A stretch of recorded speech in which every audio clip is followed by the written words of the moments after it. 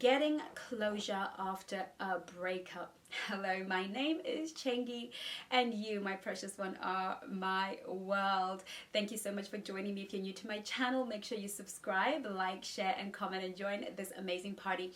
Don't forget to hit that notification bell so that you're informed every single time I upload a mega cool video just like this one. And I want to just give a quick announcement that on Friday the 5th of June, we will be having a special guest at the High Value Girls prayer meeting. I would like to invite all of you to come and join us as the great RC Blakes is going to be out here ministering to us during our prayer call. So if you're not part of High Value Girls, please go and join the group, because all the details for the Zoom call and the link to join the call will be in the description link below. So if you are a fan of RC Blakes, of Pastor RC Blakes, and you enjoy his work, he's going to be ministering to us and we're going to be praying together with him. So you are totally welcome and invited to be a part of that incredible journey. So moving forward, closure after a breakup. Breakups are the most painful to us as human beings. The pain that we feel from a breakup is not dissimilar to a physical injury.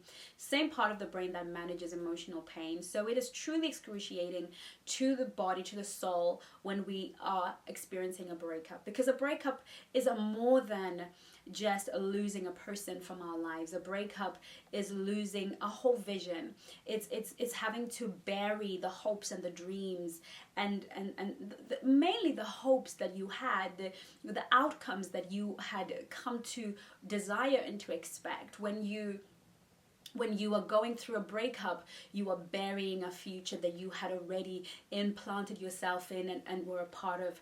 And you are losing a piece of you that you had invested in somebody else. There is so very little comfort when we are experiencing the pain of a breakup, except that we fall into a trap. And that trap is to believe that there's something that we can hear, something that we can say that can take away the pain. That there's something that the person who has broken up with us can do, demonstrate, show us, that will make it easier for us to deal with the breakup. And I call that a deception, because usually in search of some kind of comfort from the person we've broken up with, we call this thing closure. And closure and this desire to close a relationship and have the other person answer the questions. Why didn't we work? Why couldn't you be loyal and faithful to me? I guarantee you that even if you had an audience with that person and they were so willing to share with you, in that moment they will not be able to articulate anything that will take away the pain. Even if they articulated their why and their reasoning with perfection of articulation, you would still not find comfort, because rejection by its very nature is painful. Even if you mentally understand, you'll only leave that conversation trying to justify why you could have changed or why it could have worked. And it doesn't matter how much you talk through a relationship. And the problem is when we have this illusion called closure, and I think I've done a video on this channel about the illusion of closure. There's no such thing as closure.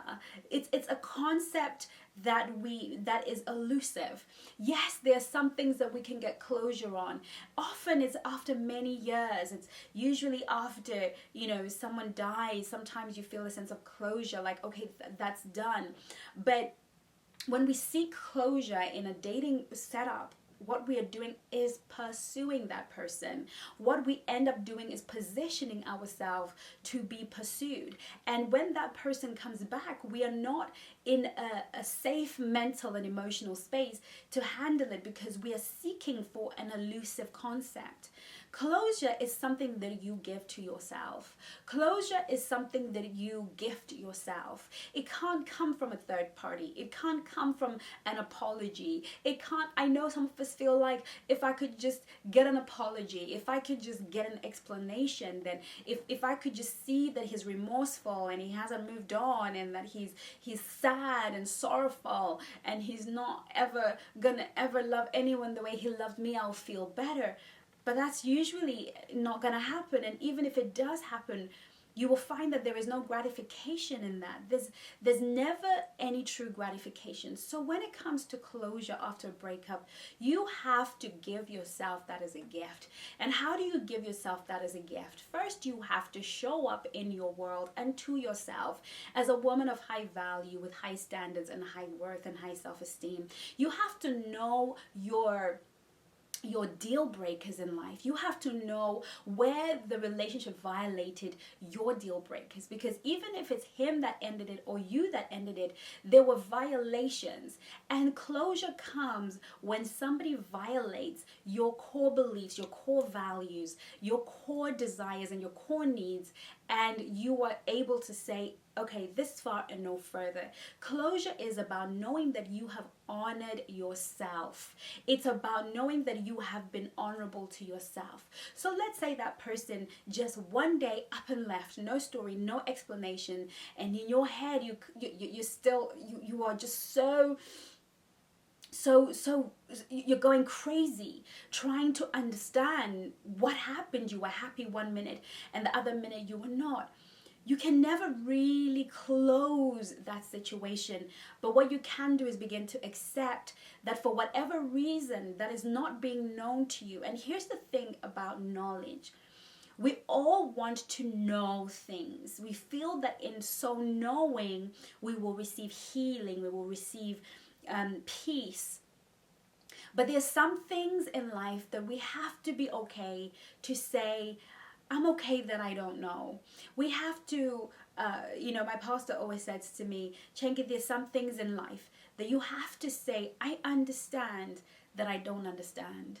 And when he said that to me, it really gave me another perspective on life.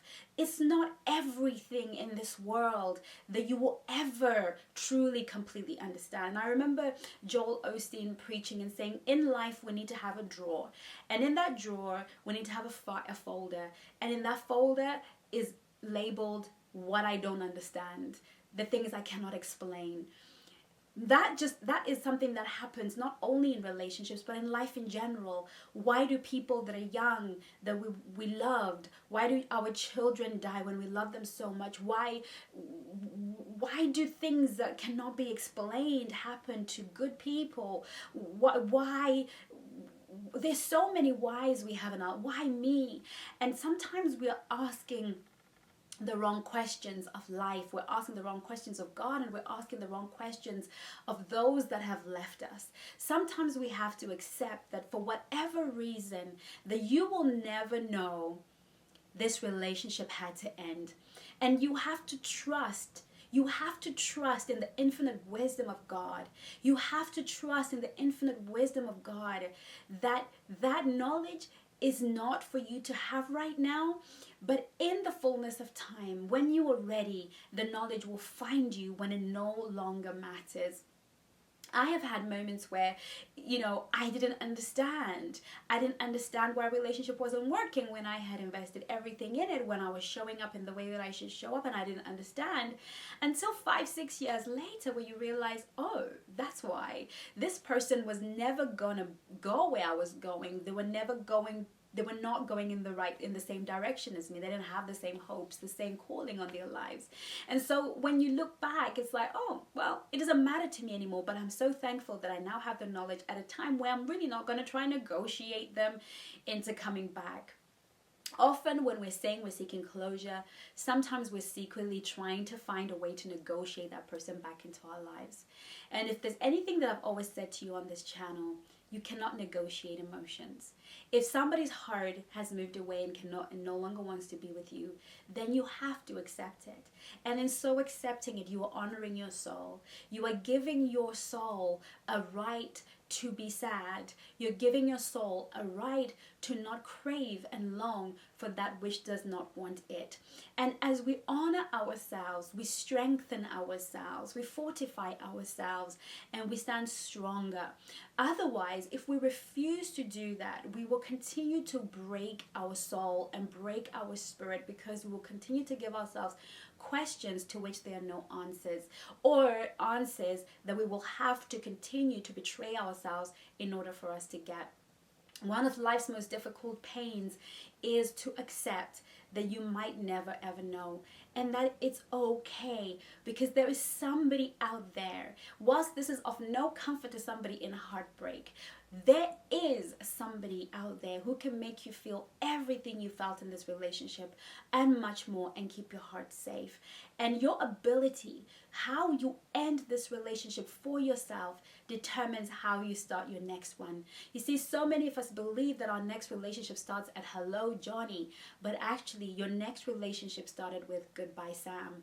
Your ability to say goodbye, to draw the line when the line was a bit jagged, to create clear endings for yourselves, is what makes you capable of walking into a next relationship with an open heart and an open spirit, and also capable of attracting a man that will honor you deeply and sincerely. So I'm really looking forward to seeing those of you on the prayer call. I'm looking forward to having you work with me one-to-one. If you would like somebody to help you walk through heartbreak, pain, talk to somebody who is not family or friends, I am here for you. All you have to do is follow the link to the discovery call in the box below, or visit my website chengisworld.co.uk and book yourself a call. I can't wait to meet you. In the meantime, my angels, take care of you. Love you lots.